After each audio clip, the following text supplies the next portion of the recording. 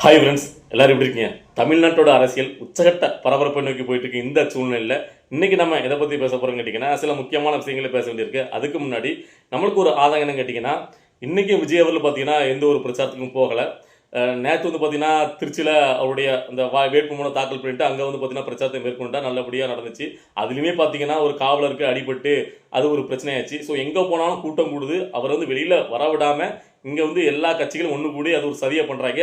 அவங்களுடைய அதிகாரத்தை முடிஞ்ச அளவுக்கு பயன்படுத்துகிறாங்க. அதில் ஒரு இதாக மக்களும் பார்த்தீங்கன்னா அவரை பார்க்குறது கட்டுக்கணக்காத அளவில் கூடுறதுனால அது ஒரு பிரச்சனை இருக்குங்கிறது நம்மளுக்கு புரியுது. இருந்தாலும் அதை உடச்சிக்கிட்டு விஜயாவில் வெளியில் வந்து பிரச்சாரத்தை மேற்கொள்ளணும்ல அப்படிங்கிறத நம்மளுக்கு தோணுது. என்ன ஒரு ஐடியாலஜியில் இருக்காங்கன்னு தெரில. இப்போவே பார்த்தீங்கன்னா இன்றைக்கும் வரல.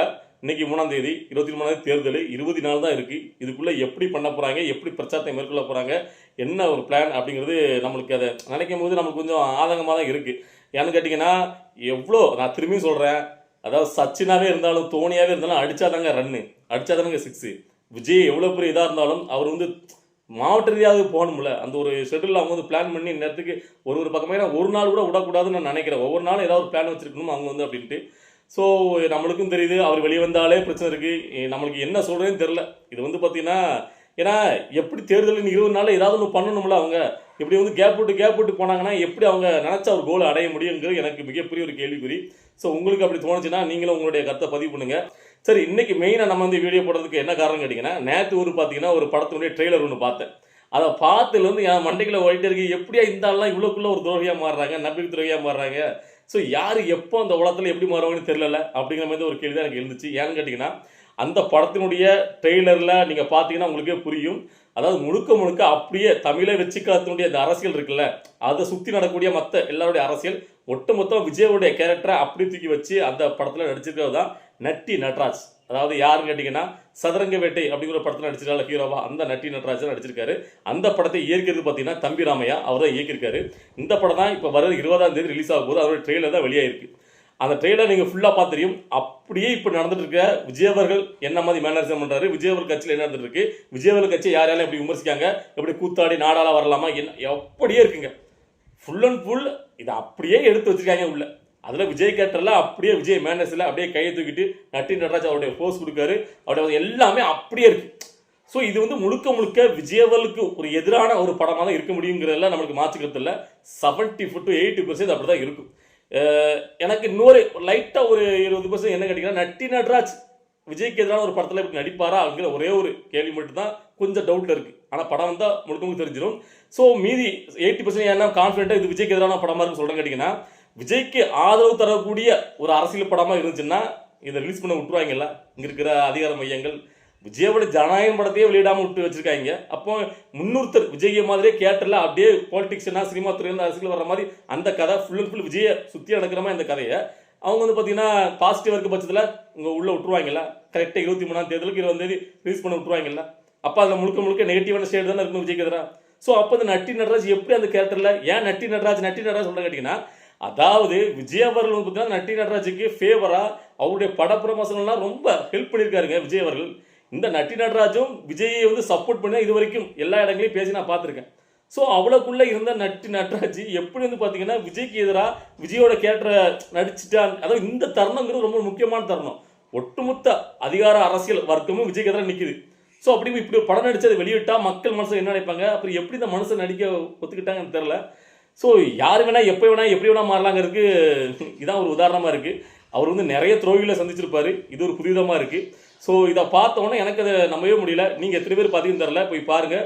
TN 2026 அப்படிங்கிற பேரில் தான் அந்த படம் இருக்குது. அதாவது TNங்கிறத ஷார்ட்டாக வந்து பார்த்தீங்கன்னா தங்க நட்சத்திரமா, அதை TN வர்றதுக்காண்டி ஒரு பேரை உருவாக்கியிருக்காங்க தங்க நட்சத்திரம்னு. அந்த கேரக்டர் இவரு பேரும் அந்த நட்டி பேர் அந்த படத்தில் தங்க நட்சத்திரம் தான் வருதுன்னு நினைக்கிறேன். ஸோ தங்க நட்சத்திரம் 2026 தான் அந்த படத்தினுடைய பேர்.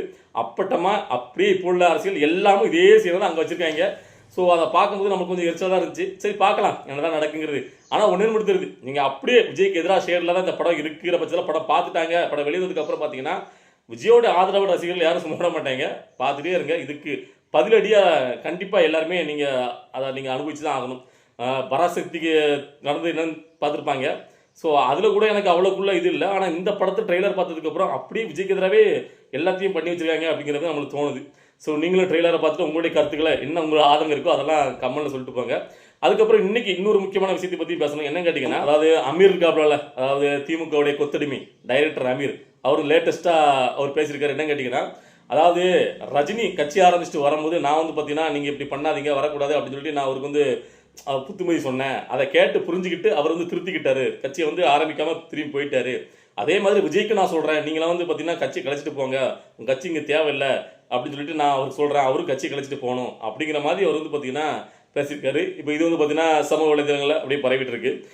இதை பார்த்தோன்னே அப்போ நமக்கு என்ன கேட்கணும்னு தோணுச்சுன்னா, அன்னைக்கு ஆதவர்ஜனா பேசுனது, அதாவது திமுகவை எதிர்த்து தான் ரஜினி கட்சியை கழிச்சிட்டு போனார், கட்சி ஆரம்பிக்காம போனார் அப்படிங்கிற மாதிரி ஒரு பேசினார்ல. ஸோ அப்போ அதுக்கு பயங்கரமாக கொந்தளிச்சுட்டு வந்த ரஜினியோட ஆதரவாளர் ரசிகர்கள், ரஜினிகாந்த் வேற அதுக்கு பயங்கரமாக வந்து பார்த்தீங்கன்னா காத்திருந்து காலம் பதில் சொல்லும் அப்படிலாம் பேசினாங்க.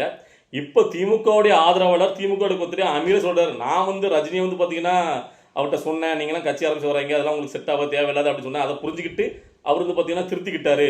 எப்படி அமீர் சொல்லு ரஜினி திருத்திக்கிட்டாராம் அப்படின்ட்டு அமீர் பேசுறாப்புல. இப்போ இதுக்கு என்ன சொல்ல போறீங்க ரஜினியோட ஆதரவாளர் ரசிகர்கள்? இதுக்கு வந்து ரஜினி வந்து பார்த்தீங்கன்னா ஒரு பதில் தாக்குதலா ஒரு கடிதம் போடுவாரா, காலம் காத்திருந்து பதில் சொல்லும் அமீர் அப்படின்ட்டு? அதாவது ஆதவர்னா பரவாயில்ல, திமுக மையப்படி சொல்ல, திமுகவாவது பற்றி வட்டாமல் இருக்கக்கூடிய ஒரு பெரிய கட்சி சொல்லலாம். அமீர்லாம் ஒரு ஆள், அமீர்லாம் ரஜினிக்கு அட்வைஸ் பண்ணாங்களா, ரஜினி வந்து அதனால போயிட்டாராம். என்னென்ன உருட்டாங்க பாருங்க. சரி, ஓகே. இப்போ இதில் வந்து இது கூட மேட்ரு கிடையாது. மெயின் மேட்ருன்னா விஜய் கட்சியை கலைச்சிட்டு போகணும் அப்படின்னு அமீர் சொன்னதான். நான் கேட்குறேன் அமீர்கிட்ட, என்ன மாணவருக்கு விஜய் கட்சியை கலைச்சிட்டு போகணும்? நீலாம் ஒரு ஆளுன்னு நான் கேட்குறேன்.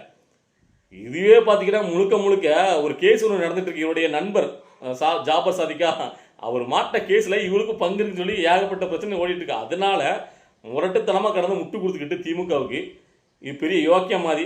யோக்கியம் நான் பேசுறதுக்கு முதல்ல கொஞ்சமாவது குறைந்தபட்ச தகுதி இருக்கணும். ஓகேவா அமீரே? இல்லை, ஒரு கட்சி ஆரம்பிச்சு வர்றதுங்கிறது சாதாரணப்பட்ட விஷயம். என்ன ஒரே நாளில் முடிவெடுத்து ஒருத்தங்க கட்சி ஆரம்பிச்சிருவாங்களா? அது எவ்வளோ நாள் அவருடைய கனவுல இருக்கும். சாதாரணப்பட்ட விஷயம் இல்லை. உங்களை ஆளுங்கட்சி எதிர்த்து நீங்கள் மேலே கட்சி எல்லாத்தையும் எதிர்த்து இவ்வளோக்குரிய மக்கள் கட்டத்துக்கு 234 தொகுதி வேட்பாளர் நிப்பாட்டி அரசியல் பண்ணுங்கிறது சாதாரண விஷயம். என்ன ஆளாளுக்கு இப்படி கிளம்பி வரீங்க? இதில் இன்னொருத்தர் கிளம்பியிருக்காருங்க. அதனால தான் இந்த இதை பற்றி பேசுறதுக்கு யார் கேட்டிங்கன்னா, இவர் கூட்டாளி தான், சேரன், டைரக்டர் சேரன். அவங்க வந்து பார்த்தீங்கன்னா இப்போ லேட்டஸ்ட்டாக ஒரு ட்வீட் ஒன்று போட்டிருக்காங்களே, அதில் விஜய்க்கு எதிராக. அதாவது நீங்கள் என்ன இதில் கட்சி ஆரம்பிச்சு வரீங்க? உங்களுக்கு வந்து மக்களுக்காக என்ன பண்ணணும், எதுக்காக நான் வந்திருக்கா, மக்களை போடுறது எத்தனை நீங்கள் கலந்துக்கிட்டீங்க? எதுவுமே இல்லாமல் சும்மா நான் திமுக மாச்சா நான் மாச்சு, திமுக ஸ்டாலின் வேணுமா நான் வேணுமான்னு கேட்குறீங்க. என்ன இதில் கேட்குறீங்க? இங்கே அவன் 50 ஆண்டு காலமாக மக்களுக்காக போராட்ட காலத்துட்டு இருக்கான், 15 வருஷமாக போயிட்டு இருக்கான். அப்போ நீங்கள் என்ன சொல்ல வரீங்க? மக்களை வந்து உங்கள் இதை வச்சு ஏமாற்ற வரீங்களா, அப்படி வரீங்களா, அப்படி இப்படின்னு பயங்கரமாக விஜய்க்கு எதிராக வந்து பார்த்தீங்கன்னா அவர் வந்து கட்சி கழிச்சிட்டு போகிற மாதிரி விஜய்க்கு அட்வைஸ் பண்ணுற மாதிரி அந்த ட்விட்டரில் போட்டிருக்காப்புல. இதுக்கு நாம் தமிழக தும்பிகள் அப்படியே தூக்கி பிடிச்சி சிறந்த அறத்தில் பேசியிருக்காரு சேரன்கள், முட்டு கொடுக்காங்க.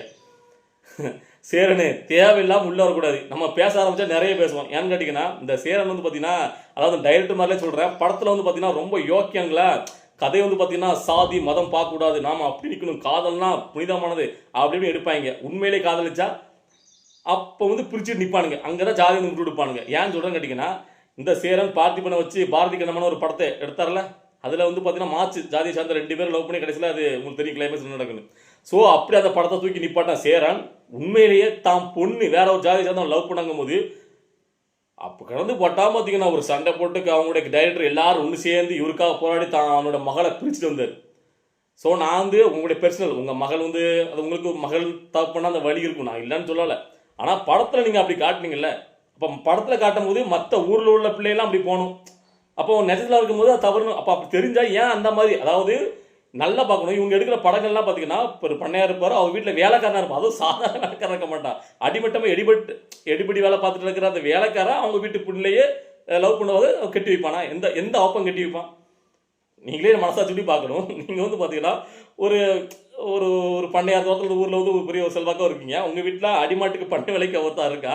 அதாவது இதோட கொண்டு வந்தார் ராமராஜன் படம் தான் ஞாபகம் வருது. மாடு கழுவிட்டு இருப்பான், மாடு தேய்ச்சி மாடு குளிப்பாட்டி சாணி அள்ளி போட்டுட்டு இருப்பான். ஸோ அவன் உங்கள் வீட்டு பொண்ணை லவ் பண்ணால் நீங்கள் எப்படி கட்டுப்பிடிப்பீங்க? இதில் வந்து பார்த்தீங்கன்னா ஜாதியை கொண்டு வர வேண்டாம், உங்களோட ஒரு அந்தஸ்தையே பாருங்களேன். ஏன் இப்படிலாம் படம் எடுத்து பொதுமக்கள்கிட்ட நல்ல பேர் வாங்குறது? அது காதல் இல்லையா, அது புனிதமானது இல்லையா, அப்படி இல்லையா இப்படி இல்லையாங்க. கடைசியில் உங்கள் வீட்டு பிள்ளை இதேமாதிரி ஒருத்தவங்களோட போனால் பிரிச்சுடுறது, சண்டை போடுறது, மல்லு கட்டுறது. இந்த சேரன் வந்து பார்த்தீங்கன்னா விஜய்க்கு புத்திமை சொல்ல, அதாவது நீங்களாம் ஓரம் மருந்து வேடிக்கை பார்க்குறாங்க, வேடிக்கை மட்டும் பார்த்து போயிடணும், கை தட்டி வேடிக்கை பார்த்துட்டு. இவரு பிக் பாஸ் வந்து என்னெல்லாம் பண்ணால் நமக்கு தெரியாது. ஒட்டுமொத்தமாக தனிப்படையில் எடுத்து உங்களுடைய யோக்கியம் என்னன்னு பார்த்தா சந்தி சிரிச்சிடும். ஆனால் ஒருத்தர் வந்து இவ்வளோக்குள்ள இந்த ஆளுங்க சேர்த்து ஒரு கட்சி ஆரம்பிச்சுட்டு வந்து நின்னா உங்களுக்கு நொட்டை சொல்கிறதுக்கு 1000 பேர் வந்திருக்கேனே, என்னத்தை சொல்ல. சரி, இந்த மாதிரி ஆட்கள் விஜய்க்கு அட்வைஸ் பண்ணுறதெல்லாம் பார்க்கும்போது உங்களுக்கு என்ன தோணுது அப்படிங்கிறத உங்களுடைய கருத்துக்களை கமெண்ட்டில் பதிவு பண்ணுங்கள். நம்ம அடுத்த வீடியோ பார்க்கலாம். ஓகேவா? பாய்.